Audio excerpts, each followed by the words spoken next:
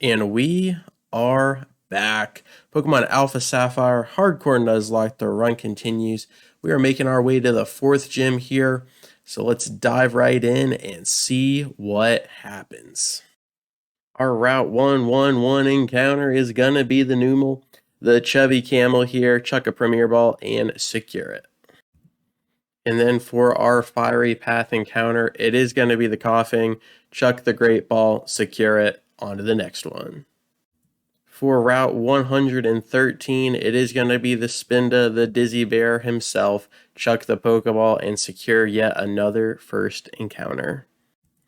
And then in Route 114, it is going to be the Lombre, a really good first encounter.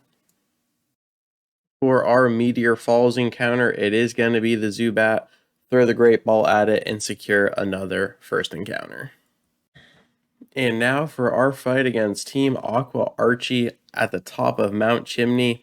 In my original Sapphire run, like a month ago, I lost 5 out of my 6 Pokemon that I brought to fight him here, and I was just completely unprepared, unequipped. So this time I made sure everyone was leveled up, and I had the move set with me. I had what Archie was working with, and I think this is just going to go so much better this time.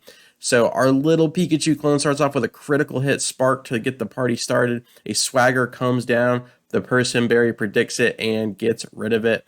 And realizing now, I could have just used Spark and that would have killed the Mighty Ina, and then I could have Volt switched out. But because it crit, I didn't think I had enough damage, and I completely overlooked the fact that Mighty Ina just gifted us a Swords Dance. But that's okay. Now we get a clean swap into Tepe, our wannabe Exploud, our Loudred here.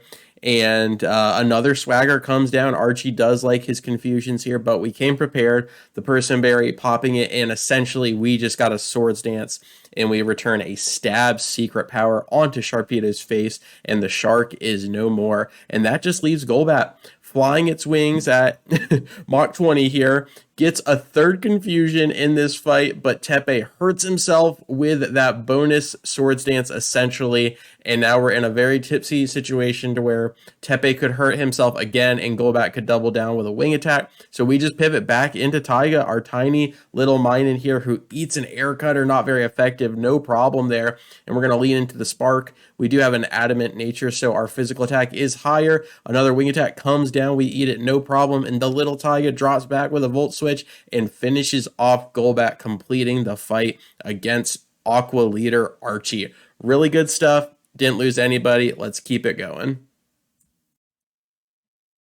All right. Ace Trainer Zane sends out a Slugma. What an absolute farce. We're not even healed up. This is fine. This is fine. Our Golbat, massive damage with a wing attack. Whoa, overheat. Calm down, Slugma. We don't need that. We're literally one trainer away from Flannery. What could possibly go wrong? It's a Kecleon. Are you guys seeing this? It's a Kecleon. Oh man. All right, let's get our little baby camera up out there, a little Numel. See if we can flex on. Oh, look at that slash. Oh my god. Good lord. And another one bites the dust.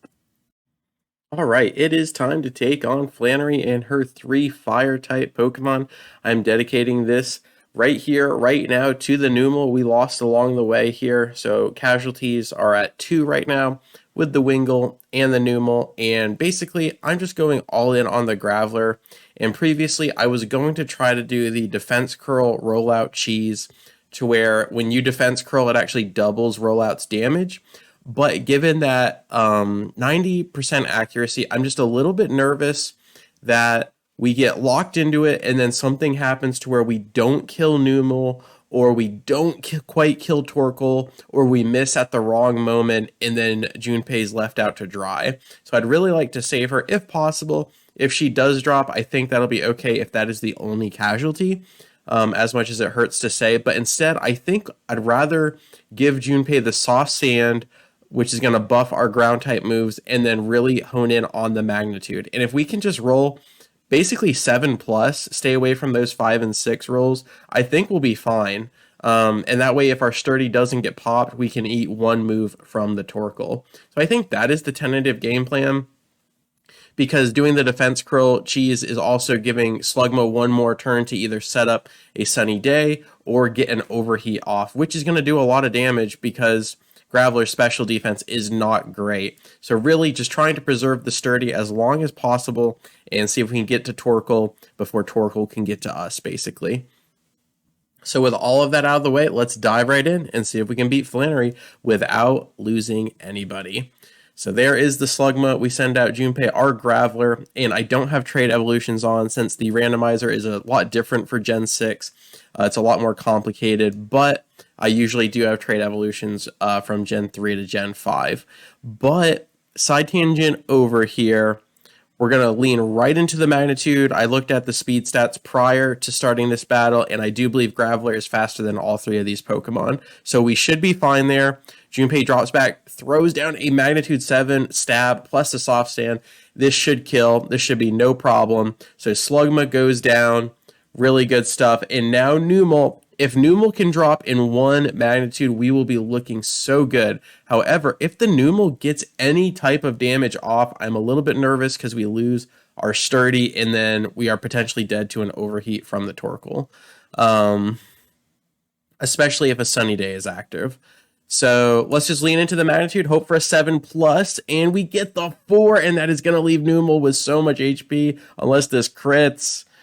Oh, this is bad. This is bad news. The amnesia comes down, though, and Flannery fumbles the bag. Flannery throws it all away, goes for an amnesia, which does nothing against the Graveler, and we rebound with a 7. This should finish the Numel, and we absolutely dodged a bullet there. There goes Numel. So if that's how Flannery is going to be, then we're just going to take that. We will absolutely take that. I'd rather win off of my own next level outplays, but honestly, if your opponent's just going to drop it like that, you just got to take it. And I do believe we lean into magnitude again with the soft stand. We could do the rollout strategy against Torkoal now that we know that there's no other shenanigans. It's just us versus Torkoal. But again, locking into rollout is a little bit scary. It's always scarier if the opponent uses that because then you have to answer. But if you use it, then you have to pay the price of locking in. So I think we're faster. I think we just roll and we're going for 8+, 8+. We get the 6. That's not great. Let's see if we can get Torkoal to a 3rd. Maybe a 3rd. Okay, that's not bad. That is not bad. Even if this crits, we live with 1 HP and we have the chance to 2-shot Torkoal here. And that doesn't do a lot, actually. That doesn't do a lot at all. And Torkoal's special attack drops and we are looking really good. I think we are still in crit range because that will go through the special attack drop. So potentially dead to crit, but potentially not. I think Graveler ate that way better than I was expecting and drops back with a 7. I don't think that's enough to kill, barring a crit, but Graveler is just smiling right now. Who is even worried about this fight? Not Graveler, not Junpei. Wow, Graveler was tight with Numel. Numel drops, and Graveler avenges his friend, her friend, like it was nothing. Beautiful stuff.